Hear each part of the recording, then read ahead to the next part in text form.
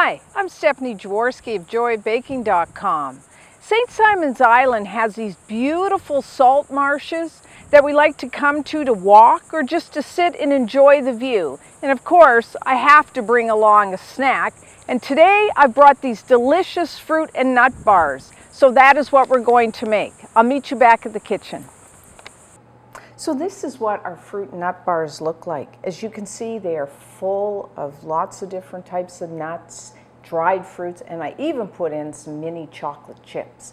So the first thing you need to do is preheat your oven to 325 degrees Fahrenheit, which is 165 degrees Celsius, and you will need an 8-inch square baking pan, that's 20 centimeters.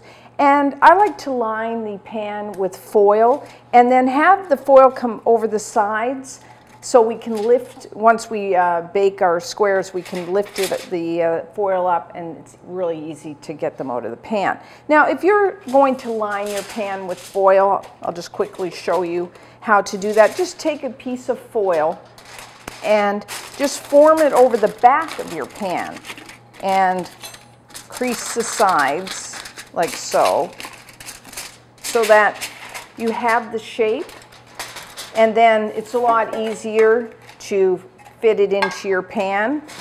Doesn't tend to rip, so which is good. So now, these are, most of the work involved with making fruit and nut bars is to chop up our nuts and our fruit. Other than that, it's a really easy recipe. So the first thing we need is a large bowl, and you will need 1.5 cups, which is 175 grams of chopped nuts. Now, you could use one type of nut, like examples are pecans, walnuts, almonds, hazelnuts, pistachios, but I like to use a variety because, it adds visual, plus it adds a lot of flavor. So what I've used here is some hazelnuts, pistachios, and almonds, 3 of my favorites. And like the almonds and the hazelnuts, if you wanted to toast the nuts first, because that tends to bring out their flavor, just put them into the oven for about 8 to 10 minutes, just until you start to smell them, and then let them cool completely, and then coarsely chop like I've done here. And then we will need 2 cups, which is 270 grams of dried fruits. Again, you can use whatever type you personally like. I like to mix it up. I mean, you could use one type, but I like a real variety, not only for the flavor difference, but visually. And I particularly like having the orange, and that could be, apricots are a good choice for that, mangoes and papaya. I'm using mango today, and just coarsely chop that. And then I also have a mixture of dried cranberries and dried cherries. Raisins would also be. And I also have some prunes that I've chopped up coarsely, and figs. And when you use dried figs, it usually has that little tip on the end. Just cut that off. Or dates. I mean, there's so many. Just whatever you can find. Make sure you're buying good quality dried fruits. And always check the expiry date, because if they're old, they kind of get dry and they don't taste as good. And the other thing is, dried fruit, and you have to look on the label whether there's sulfur dioxide used. Like, for example, the mango here has, when I checked, it does have sulfur dioxide used in the drying process. And they use that for a few reasons. One is it maintains the color, and especially with this, the bright orange, you want that. So, and it also keeps, the sulfur dioxide keeps your dried fruits nice and moist. If you don't want to use that, sometimes at your regular grocery store, I have found most of the dried fruit has sulfur dioxide. So I tend to go, like for my prunes and my figs, I went to like a health food store, health market, and typically their dried fruits do not have that. So just keep that in mind. And then I also added 1/3 cup, 55 grams, of the little mini chocolate chips, because I like chocolate. If you don't want to use chocolate chips, then you could substitute with more nuts or dried fruit. So just into there. And all we're going to do is kind of mix that together with a third of a cup, 45 grams of all-purpose flour. And then we're going to add some sugar, third of a cup, about 65 grams of firmly packed light brown sugar. And just a quarter of a teaspoon of salt. And just a little bit of an eighth of a teaspoon of baking soda. And then I really want to, you can use your hands or a spatula. I really want to mix the flour and all the thing together. And the flour, what the good thing is, what you can do is get in there with your hands, is to separate your fruit. Because, when you cut it, especially some dried fruits that are really moist, they will stick together. So you can use the flour to kind of separate that. And that's it for that. And so there is no butter or oil in this. That's what makes them so, they're so healthy for us. Is all we're going to do, I have in a separate bowl here, is we're going to beat one large egg, and have your egg at room temperature because it will beat up a lot better if a room temperature egg, along with a half a teaspoon of pure vanilla extract. If you don't want vanilla flavor, you can just leave that out, or you could add another type of extract. And I'm just going to beat this on high speed.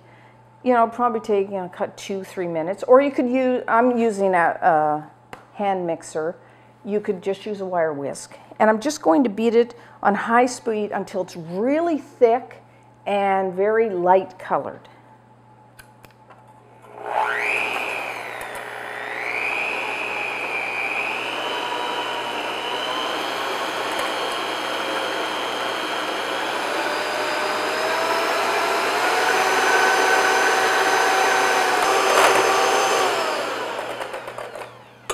Okay, looks good. So this is what you're looking for. See, it's very nice and light and fluffy and very thick. So, and now we're just going to add that to our fruit and nuts. See, it's really an easy recipe. It's just all that chopping that I found takes some time. Otherwise, it's a really easy recipe. So now, and then what we're going to do is just mix it all together. You want to make sure everything is moistened. So just keep stirring this. If you want to get your hands in there, by all means.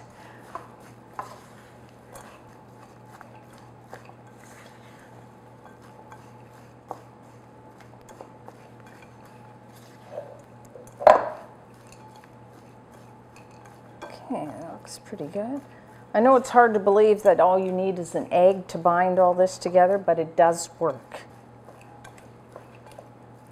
Okay, I'm happy with that. I just want to make sure all that flour has been moistened and all the fruit. So now we're just, now I didn't bother buttering or even spraying my foil. I find I don't need to, but if you want to take that extra step, just as a precaution, then by all means, you could do that. And then we're just going to even this out and then press it down so it's compacted in your pan.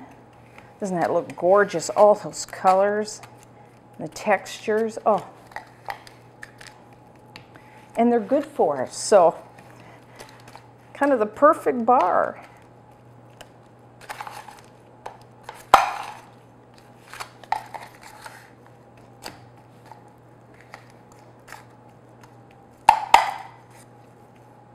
Okay, that looks pretty good. So make sure it's really pressed down.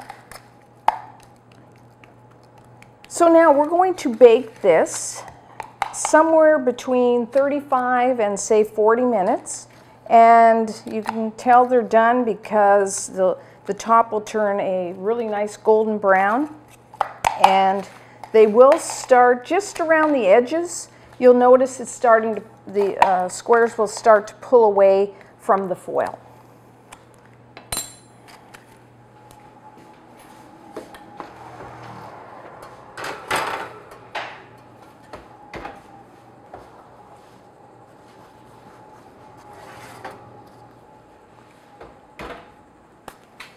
Okay, our fruit and nut bars are now done.